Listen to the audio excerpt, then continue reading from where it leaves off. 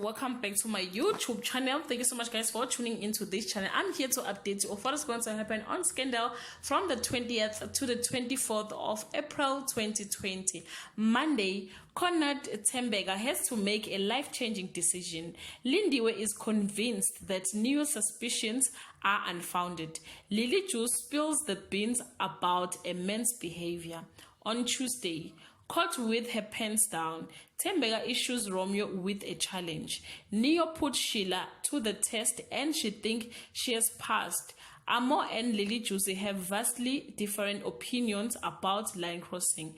On Wednesday, Romeo's attempt to prove that Thembeka has been played result in him receiving unexpected visitor who could ruin it all. Lindiwe sees something she wishes she hadn't. Layla verdict is in and Dintle isn't happy. On Thursday, Thembeka realized she needs to partner with a devil she doesn't know in order to take down the devil she knows. A possible ban in the oven could be bad news for Neo and Dumiso. Amo believes he is out of the wood, but he counting his chicken before they have hatched. On Friday, Xolile sees something that makes her suspicious of her husband. Dumiso and Sheila agree to a test. Dintle has a stand warning for a colleague.